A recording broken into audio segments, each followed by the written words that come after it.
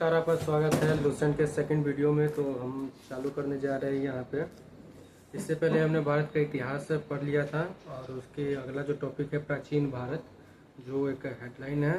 तो ये first chapter है, इतिहास ये चालू है और इसको हम पूरा पढ़ेंगे। इसमें टॉपिक वाइज क्या क्या है पूरा लूसेंट कवर हो रहा है। तो मेरी आपसे गुजारिश है कि चैनल को सब्सक्राइब करके वीडियो को लाइक अवश्य कर लें।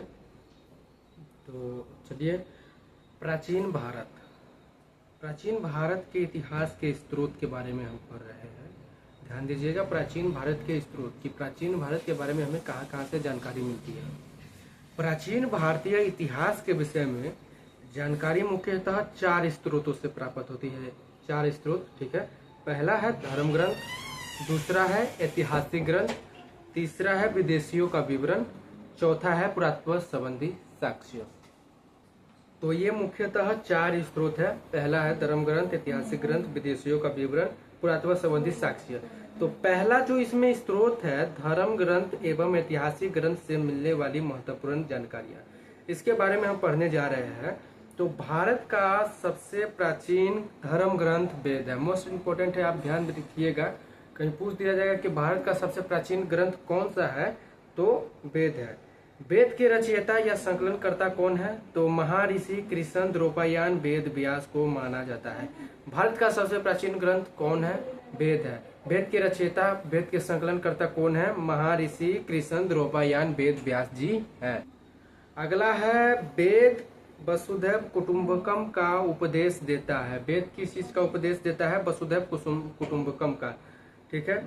भारतीय परंपरा में वेदों को नित्य तथा औपचारिक मानती है, ठीक है। जो भारतीय परंपरा में है, आप जानते ही है कि वेद का कितना महत्व है, तो औपचारिक मानती है भारतीय परंपरा में। और आगे है वेद कितने हैं, वेद 4 है। ऋग्वेद, यजुर्वेद, सामवेद, अथर्ववेद।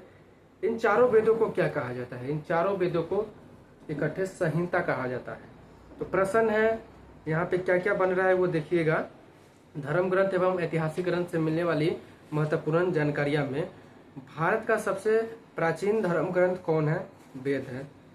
वेद के रचयिता, वेद के संकलनकर्ता कौन है, महर्षि कृष्ण द्रौपदयान वेद व्यास जी है। वेद किसका उपदेश देता है, वेद वसुधैव कुटुंबकम का उपदेश देता है।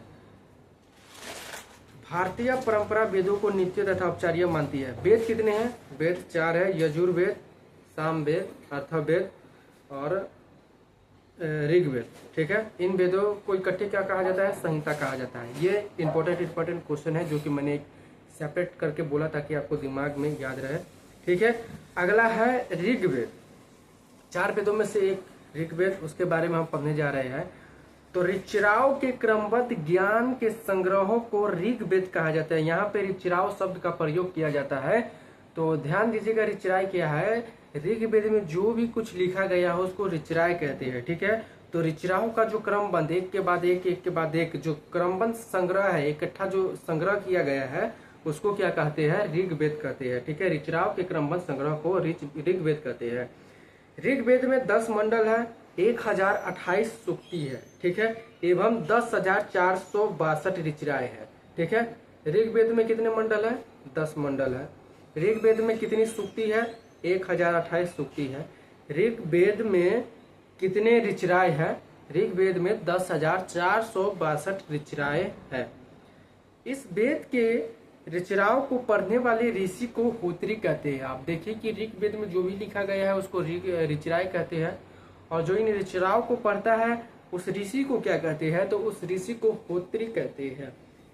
ऋग्वेद के ऋचिराओं को पढ़ने वाले ऋषि को क्या कहते हैं, होत्री कहते हैं। इस वेद से हमको क्या जानकारी मिलती है, तो इस वेद से आर्य के राजनीतिक प्रणाली, इतिहास एवं ईश्वर की महिमा के बारे में जानकारी मिलती है। पहला है आर्य की राजनीतिक प्रणाली कैसी थी, उनके बारे में जानकारी मिलती है। दूसरा है इतिहास के बारे में जानकारी मिलती है। तीसरा है ईश्वर के बारे में जानकारी मिलती है, ठीक है। अब ऋग्वेद के रचयिता कौन है, यहाँ पे मोस्ट इम्पोर्टेंट ध्यान देने वाला है। पहले हमने जो पढ़ा था उसमें वेद था, तो वेद के रचयिता अलग है और ऋग्वेद के रचयिता अलग है। वेद के रचयिता है कृष्ण द्रौपदयान, महर्षि कृष्ण द्रौपदयान वेद व्यास, और ऋग्वेद के रचयिता कौन है, उसके देखिए ऋग्वेद के रचयिता विश्वामित्र जी है। ऋग्वेद के रचयिता कौन है? तो विश्वामित्र जी है।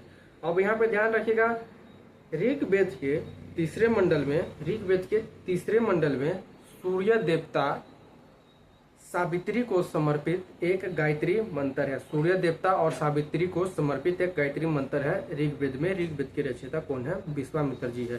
ठीक है।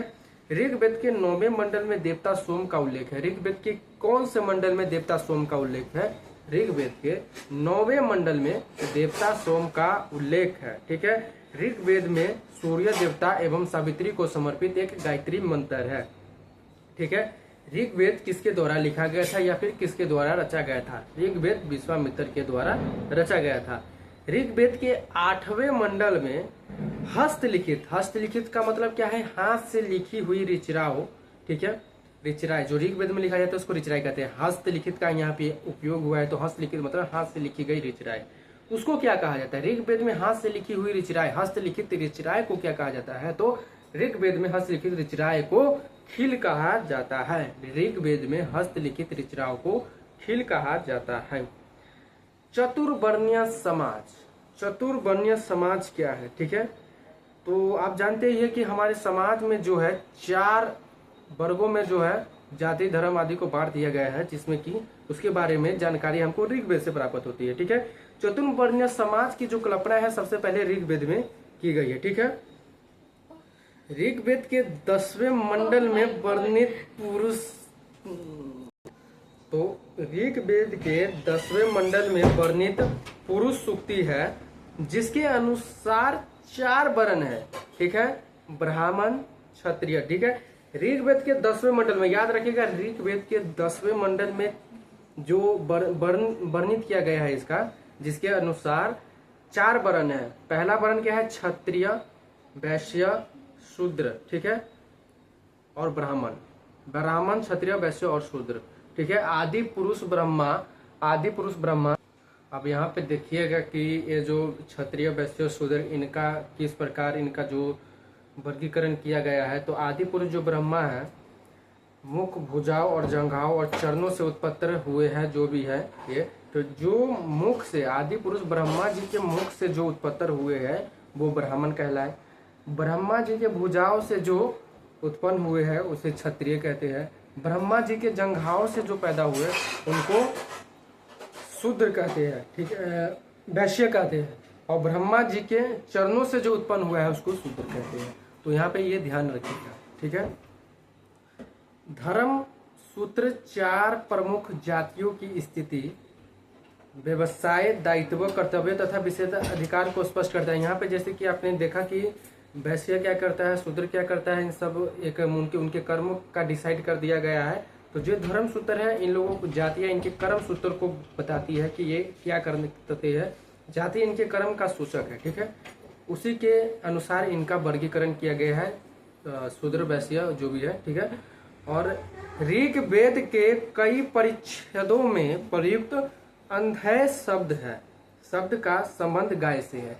ऋग्वेद में कहीं कहीं अंधेय शब्द का प्रयोग किया गया है, जिसमें कि उसका संबंध क्या है? तो अंधेय शब्द का जो मतलब है वह गाय से संबंधित एक शब्द है। अंधेय शब्द का मतलब गाय है। इस वीडियो में इतना ही छोटा सा टॉपिक था। उम्मीद करता हूँ आपको समझ आया होगा। धन्यवाद।